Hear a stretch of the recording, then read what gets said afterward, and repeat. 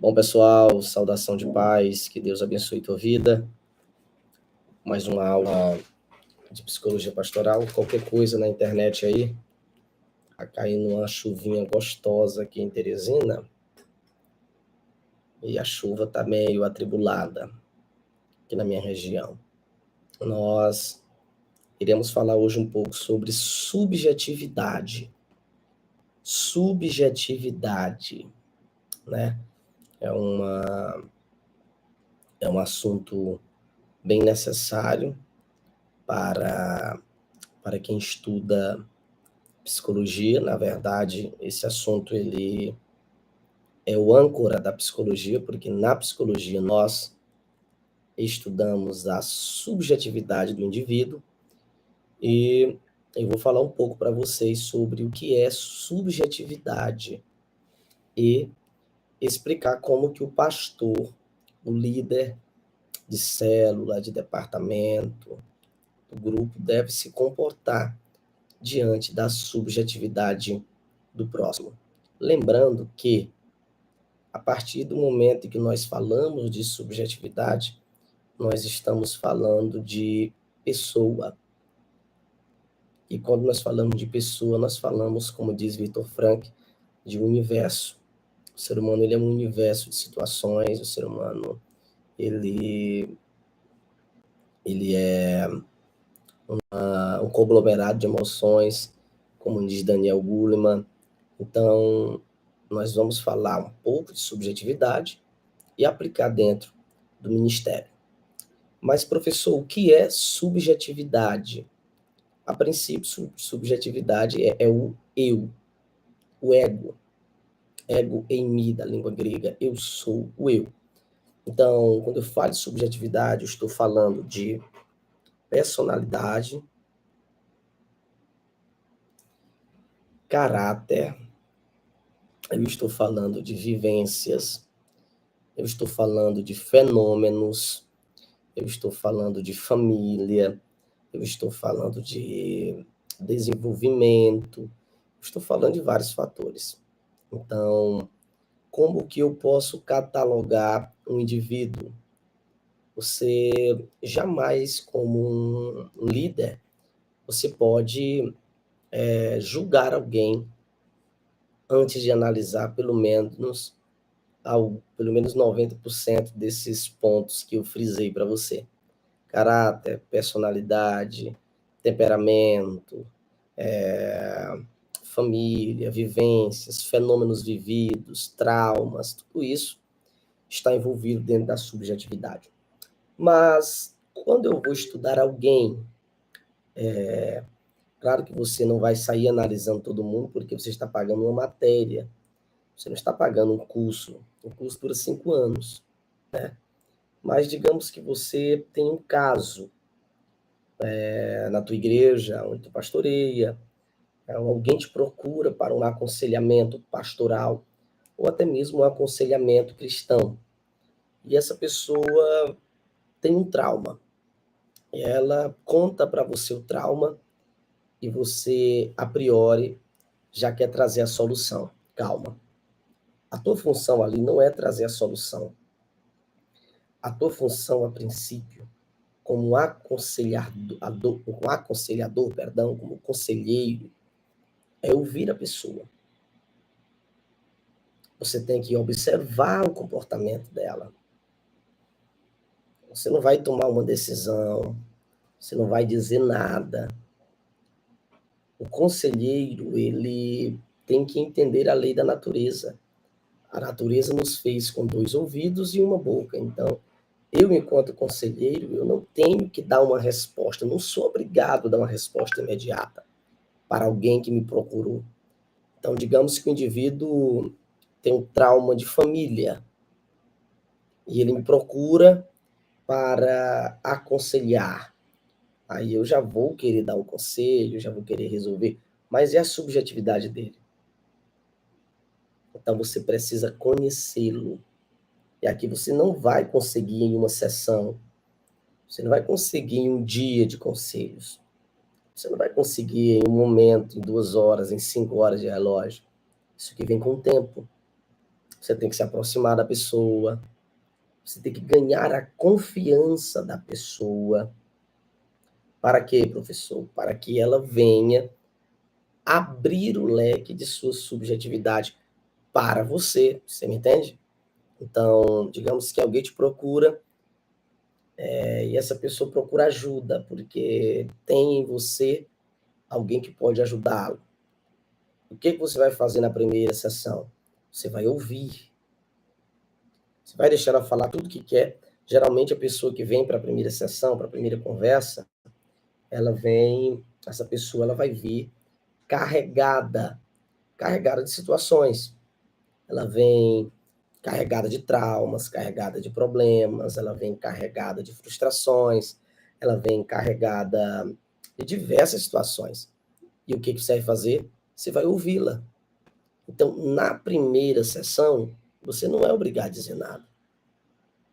Sinceramente, você não tem que dizer nada. Ouça. Ouça a segunda, terceira. Aos poucos, você vai levando essa pessoa a confiar em você. Segundo passo para um aconselhamento, a compreensão da subjetividade, você tem que ser sigiloso. Você não deve ser um bocão. Você não deve ser um falastrão. Você não deve ser uma pessoa que fala demais. Então, digamos que a pessoa lhe procurou. Qual o primeiro passo? Ouvi-la. Na escuta, você vai começar a analisar algumas nuances, alguns detalhes da pessoa. Você vai ver que em alguns momentos ela vai mentir. Você vai ver que em alguns momentos ela vai omitir. Você vai ver que em alguns momentos ela vai exagerar. Você vai ver em alguns momentos essa pessoa vai elevar o tom de voz, ela vai entrar em transe, mas você tem que manter a calma. Você tem que mostrar segurança. Então, passou o primeiro momento, passou a escuta, aquele momento a priori, você precisa analisar alguns detalhes da subjetividade dessa pessoa. Como? O caráter. E o caráter é algo muito peculiar, é algo muito individual, é algo muito pessoal. Então, você só vai conseguir analisar quando você ganhar a confiança da pessoa. Você não ganha confiança de ninguém falando, você ganha confiança ouvindo e não falando. Esse aqui é um detalhe que muitas pessoas não entendem, muitos líderes religiosos não entendem. Para você confiar em mim, você confia em mim porque eu não falo, não é porque eu falo. E é porque eu não falo que você fala para mim o que você quer falar. Ah, deu um nó na cabeça? Volta a aula depois e ouça. Então, eu vou analisar o caráter. Como é o caráter dessa pessoa? Isso aqui é uma tarefa muito peculiar do líder. Ele deve ter essa capacidade. Você sabe por quê? Porque, digamos que ele vai garimpar alguém para o ministério. Ele quer consagrar um diácono, um presbítero, um pastor. Ele tem que conhecer um pouco do caráter do indivíduo. Você não vai conhecer 100% do caráter do indivíduo. Você vai ver que ele tem tendência para mentira. Às vezes você vai ver que ele tem problemas com sexualidade. Às vezes você vai ver que o camarada tem transtornos sexuais, como o transtorno ressignificado pelos não psicólogos, mas pelos psiquiatras, como transtorno de compulsão sexual. Você vai ver se ele tem transtorno de antissocialidade, se ele é antissocial, que hoje foi ressignificado na psiquiatria como antigamente era o psicopata, hoje não, ele é antissocial. Existem pessoas desse jeito no nosso meio. Existem psicopatas no nosso meio. E os psicopatas, eles são os melhores de lidar. Porque eles são sedutores, eles são influenciadores. Quase todo psicopata é um grande influenciador. Ele é sedutor. Ele te inspira confiança. Ele te ouve. Aqui você tem que tomar muito cuidado. Para você não estar lidando, consagrando, levando o psicopata para o ministério. Um antissocial. Então, antissocial é porque eu vivo sozinho. Não, isso não é antissocial, irmão. Ser antissocial vai além disso. Geralmente, os psicopatas são pessoas que se relacionam muito bem em conjunto, em sociedade, mas eles se relacionam para quê? Para se beneficiar da fraqueza das pessoas. Ele vai analisar a tua fraqueza. Então, você tem que analisar o caráter. Mas tu analisa como? Tu analisa ouvindo a pessoa, olhando. É que você tem que ler material na área. Esse livro que eu trouxe mostrar para vocês, esse livro aqui, A Linguagem do Corpo, vou postar para vocês no grupo. É muito bom que você leia esse livro. Por quê, professor? Porque neste livro você vai conseguir ter muitos detalhes e muitas pistas que alguém te dá enquanto fala com você. Eu acho muito bonito quando alguém mente para mim. Eu sei que ela está mentindo. Eu sei que a pessoa está mentindo. Não é aquele ditado, mentir para mentiroso. Não é, porque eu sei, existem técnicas. O mentiroso nunca consegue olhar no teu olho. Não consegue falar olhando no olho. Ele mexe o olho frequentemente, ele coça o nariz, ele passa a mão aqui, ele passa a mão no rosto. São vários detalhes. Vários detalhes.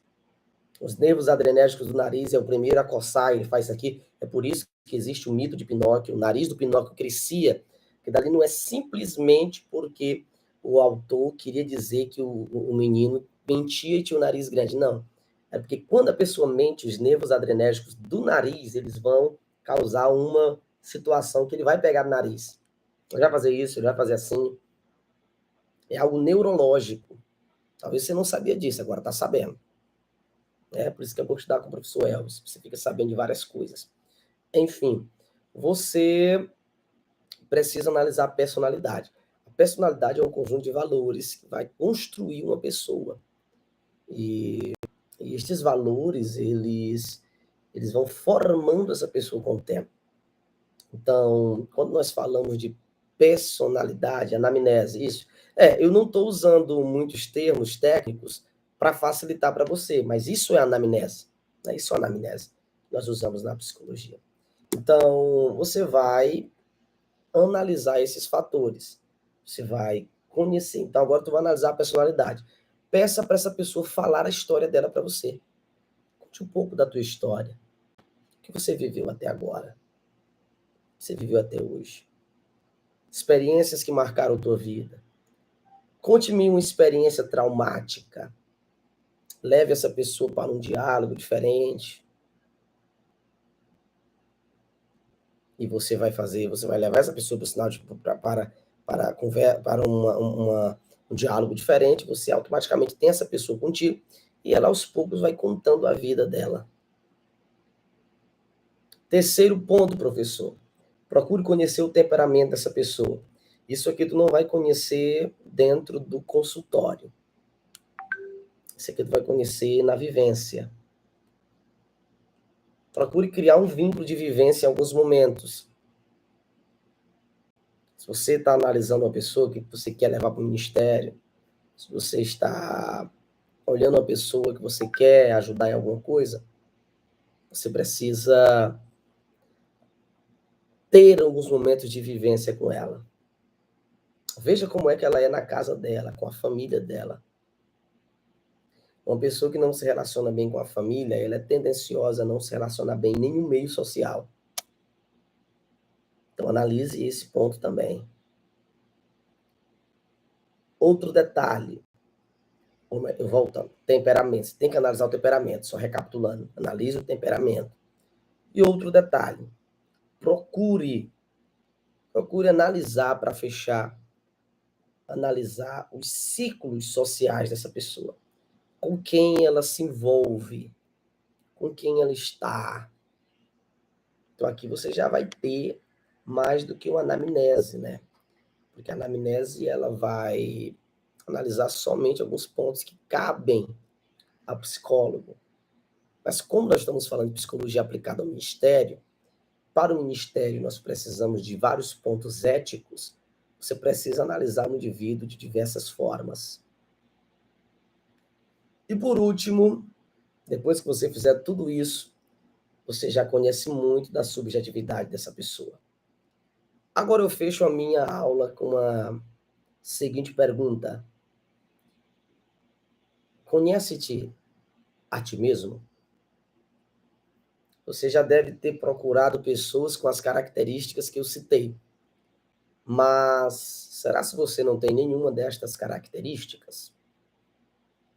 Ponto-chave do conhecimento da subjetividade. Procure conhecer primeiro a si mesmo. Procure ter em si um máximo de autoconceito. Professor, o que é autoconceito? É o conhecer-se. Alguém vai dizer que ninguém conhece a si mesmo. E isso é uma verdade. Absolutamente ninguém se conhece. Mas a grande verdade é que nós sabemos os nossos limites. E mesmo que nós venhamos passar dos nossos limites, algumas vezes nós nos surpreendemos, é verdade, mas nós conhecemos os nossos limites. Ou, pelo menos, devemos conhecer. Por quê, professor? Porque é conhecendo os nossos limites que nós chegaremos nos nossos alvos. Então, medita nisso. E a pergunta que eu te faço é: conhece-te a ti mesmo? Você conhece a tua subjetividade? Você entende da sua subjetividade? Professor, eu tenho transtorno tal. Professor, eu acho que eu tenho um transtorno de compulsão sexual. Para mim, tem que ter sexo 5 vezes no dia. Você sabia que tem gente da igreja desse jeito? Para mim, eu só me agrado sexualmente se for assim. Você não tem uma mente diversificada, você não é saudável sexualmente. Por que eu toquei no sexo? Porque no século XXI, pelo menos 70% das pessoas têm um transtorno sexual. E elas tratam como se fosse normal. Então, muito cuidado. Seja uma experiência fenomenológica que tu viveu na adolescência, seja algo que te levou a viver o que tu está vivendo hoje. Homens e mulheres que praticam masturbação, por exemplo, viciados em pornografias, eles foram inseridos neste mundo ainda na construção da personalidade. Geralmente entre 8 e 12 anos ou antes. Então, são situações, são nuances terribilíssimas que nós temos que analisar. Professor, eu acho que eu tenho um pouco de psicopatia, de antissocialidade. Eu me aproveito das pessoas mediante a conquista. Você precisa se tratar.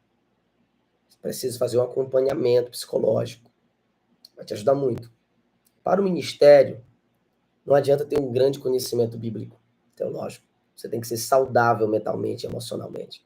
Ou pelo menos quase isso, já que ninguém é saudável emocionalmente e mentalmente 100%. Ok? Deus te abençoe. Vou estar no grupo agora com vocês. Qualquer pergunta, vocês façam lá, beleza? Deus abençoe.